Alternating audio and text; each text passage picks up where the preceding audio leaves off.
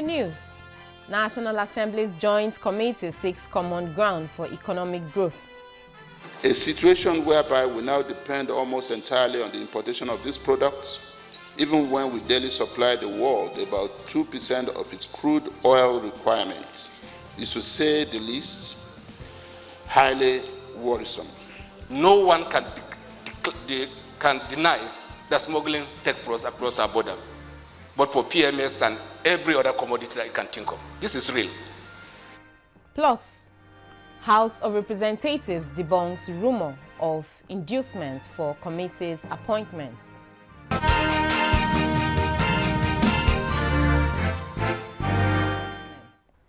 Good evening and welcome to NTA Parliamentary News. I am Ene Ojonuba.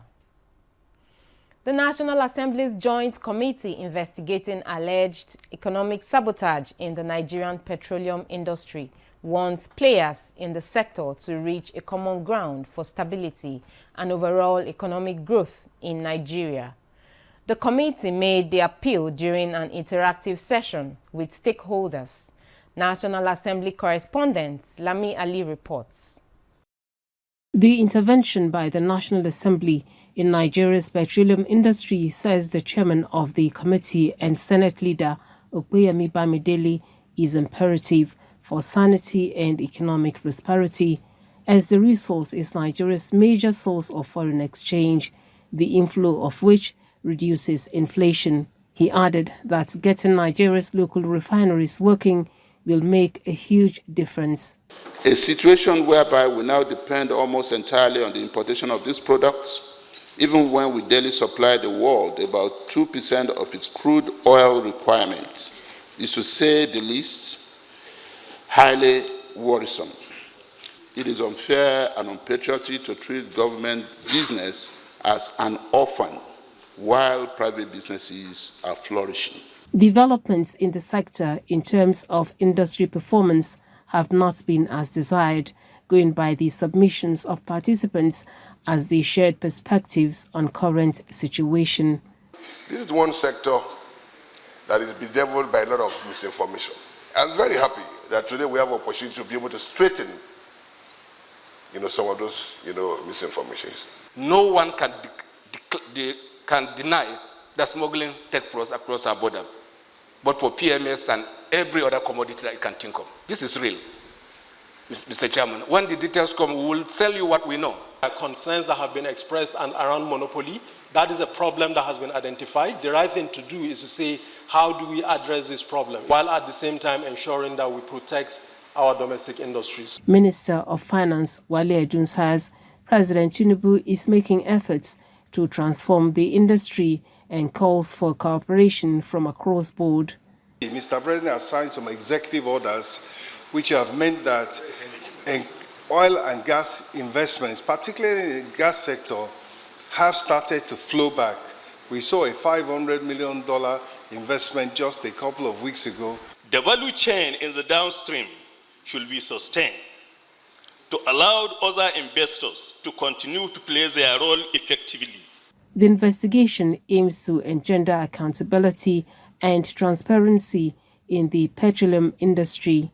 From the National Assembly, Lami Ali, NTA News. Meanwhile, the House of Representatives says the House leadership has not received inducement for the appointment of any committee chairman in the Green Chamber. House spokesman Akin Rotimi says this clarification has become necessary following speculations in some sections of the media over the dissolution of the ad hoc committee on oil and gas by the leadership of the House. National Assembly correspondent Mitari Ikpen tells us more.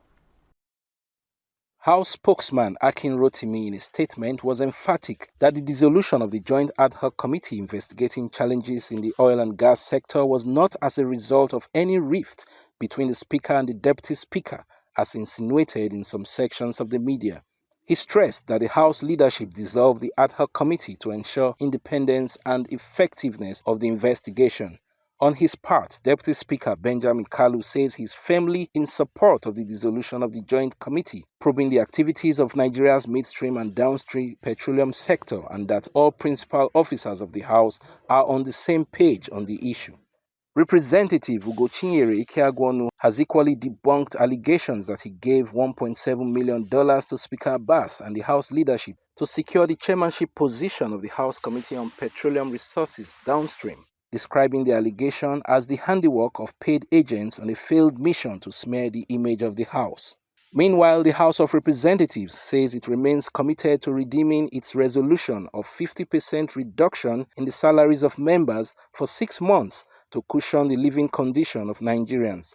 House spokesman Akin Rotimi explained that the delay in implementing the resolution is bureaucratic in nature, as the salary cut could not be enforced in the month of July due to necessary administrative procedures and coordination with financial institutions. He assured Nigerians that instructions for effecting the 50% salary cut have since been issued to relevant financial institutions and will be enforced moving forward. The House spokesman clarified that the actual monthly salary for lawmakers in the Green Chamber is 600,000 naira after deductions for advances such as housing, which are paid at the commencement of the tenure. Mitaire Ikben, NTA News. We now move on to the interview segments, and we have our National Assembly correspondent, Mitaire Ikben, in the studio to discuss citizens' engagement mechanisms in the House of Representatives. Mitaire, thank you for joining us. Thank you for having me. Now, what are the various avenues the House of Representatives is utilizing to deepen engagements with citizens? There are quite a lot of platforms and avenues which the House of Representatives is using to engage citizens. But then you might want to ask why the need for citizen engagement in the first instance. And you discover that there has been that knowledge gap among the citizens of parliamentary processes or how things work in Parliament. And also there's this perception among the citizens that lawmakers in Parliament just do their thing and what they do don't reflect or impact on the people. But to address that notion, to correct that notion, that is why the House in its 8-point legislative agenda has as number 6 inclusion and open parliament. And open parliament means that the House will open up platforms for engaging with the citizens, for citizens to have direct access to Parliament and be able to interrogate and scrutinize and understand parliamentary processes and procedures.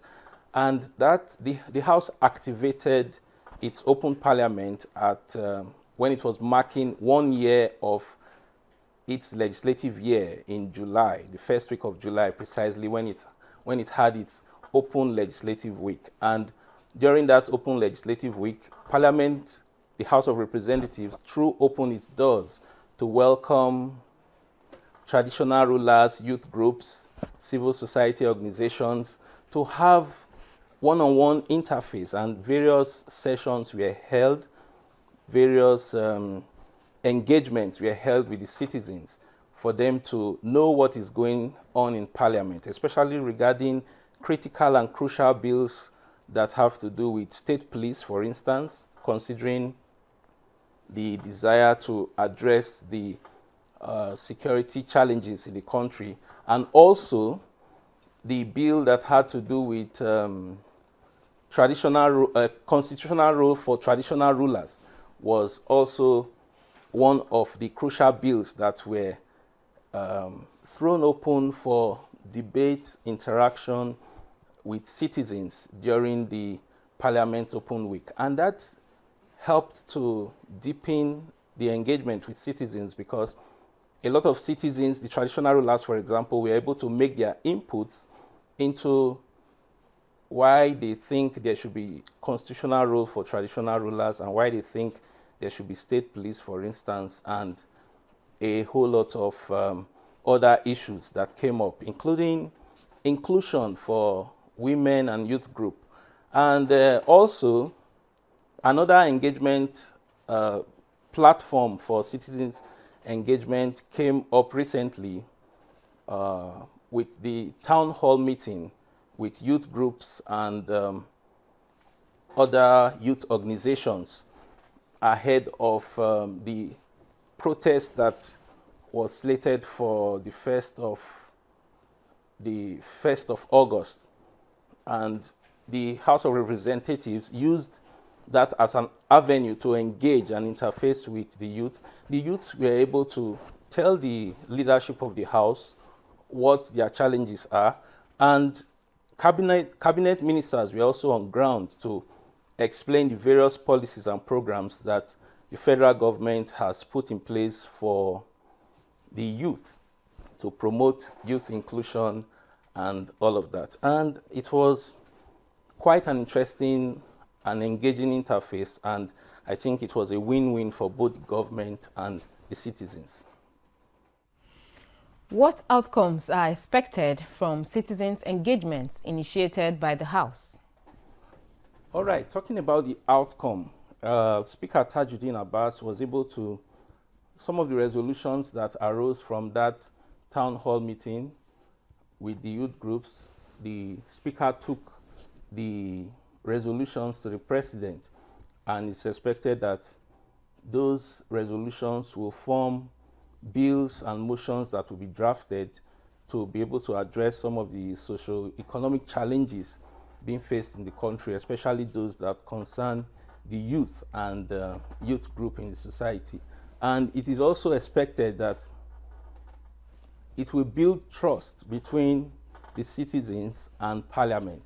You know, the negative perception that citizens have about lawmakers, that, oh, maybe they just go about making money and not catering or legislating for the people.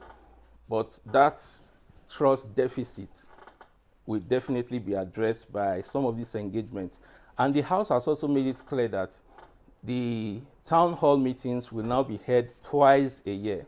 The town hall meetings with the youth groups and organizations will be held twice a year to be able to have more interface, to be able to know what touches the citizens and be able to legislate or convert these concerns into legislations that will address and improve the socio-economic well-being of the citizens.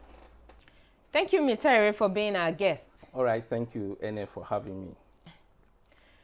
Time to pause for some messages. The news continues with stories from the state assemblies shortly. Are you looking for a short channel to make your business, goods and services go viral? Look no further, as NTA Parliament is your short channel. Take advantage of our wider reach and advertise your products and services on NTA Parliament DSTV channel 370, GoTV channel 126, StarTimes channel 306, and Free TV channel 706. For more inquiries, contact the Marketing Department, NTA Parliament, NTA Headquarters Area 11 Garki, Abuja, or call these numbers 080-383-40464 or 080-770-78055. NTA Parliament, strengthening Nigeria's democracy. You are watching Parliamentary News, reaching you from NTA Parliament, Abuja, the nation's capital city. You can follow the platforms on the screen for more updates. Report just reaching us says the Edo State House of Assembly has approved Governor Godwin Obasiki's request to borrow 8.5 billion naira for the procurement of mass transit vehicles. The House at plenary deliberated on the loan requests from the governor and other legislative issues upon resumption from recess. Correspondent Obehi Apresai reports. The request letter, which was signed by the governor, requested the House to approve 2 separate loans for the procurement of mass transit buses. The first loan is to the tune of 18.5 billion naira, while the second loan is pegged at 50 million naira. The governor, in his request letter to the House, said this will not only address the transportation shortage in the state, but reduce the cost of transportation itself, thereby making life easier for commuters within the metropolis and environs. The lawmakers, in their deliberation on the governor's request, expressed optimism that the loans will boost the transportation sector. The purchase of these buses will actually not alleviate the transportation burden of the citizens of the state. Of course, it's going to also increase the infrastructural advancement of Edo State. I wholeheartedly support that this request brought from Mr. Governor should be granted. Following his confirmation of the approval by the 12 lawmakers present at the sitting, the Speaker, Blessing Agbebaku, directed the clerk to forward copies of the House ratification of the loan request to the governor. Also, the Speaker commended the peaceful conduct of those who participated in the nationwide protests in Edo State, while also condemning the violence and wanton destruction of public property in some states, describing the act as unpatriotic. A minute's silence was observed for those who lost their lives in the protests. I think with this protest, the government has heard your agitation, and I'm sure by the grace of God, they will do the needful to make life easy for our citizens. On the forthcoming governorship election in Edo State, the Speaker urged the lawmakers to encourage their constituents who participated in the last voter registration exercise to ensure they collect their voters' cards, as INEC has assured they will be ready for collection from the 15th to the 19th of this month. In Benin, Obehio Tobra Presai, NTA News. We now move to Ogun State, where the House of Assembly has approved the State Independent Electoral Commission's request for a revised election guidelines in line with the provisions of Section 3, Subsection 1 and 5 of the State Regulations Approval Law 2020. The lawmakers also received an executive bill from Governor Dapo Abiodun for a law to improve electricity generation, transmission and distribution within Ogun State and other related matters. Yemi Dalemo completes the report. The communication of the Ogun State Independent Electoral Commission to the Ogun State House of Assembly for revised election guidelines was in line with the provisions of the Section 3, Subsection 1, 1 and 5 of the State Regulations Approval Law 2020. The House unanimously approved the request following the presentation by the Deputy Speaker, Bolanle Ajayi, at the plenary presided over by the Speaker, Oludaisi Elemide. The guideline for OGCEC be approved. Say aye. If I again say no, the ayes have it absolutely. So they will convey it to the appropriate quarters. Now they can now go on with their plans for the forthcoming local government elections. Speaker of the House informed the lawmakers of the executive bill sent by the Governor Dapo Abiodun for a law to improve electricity generation, transmission and distribution within Ogun State, establish an electricity maker and key power sector bodies, enforce consumer rights and obligations, and for other connected purposes. The bill, which emanated from the State Executive Council, was necessitated by the passage of the Electricity Act 2023, which empowers states to provide a comprehensive legal and institutional framework for the power sector in the areas of generation, transmission, distribution, trading, and enforcement of consumers' rights and obligations, among others. This, the Assembly promised to give an accelerated hearing and passage. In Abeokuta, Yemi Dalemo, NTA News. In the meantime, major players in the education sector have expressed support for passage of a bill to establish the Education Trust Fund in Nasarawa State. This is the major submission at a public hearing held at Nasarawa State House of Assembly. Adams Abdul Kadri completes the report. While declaring the event open, Speaker Nasarawa State House of Assembly Danladi Jatto described education as the backbone of any development in every society, thereby called for investment in education in the state.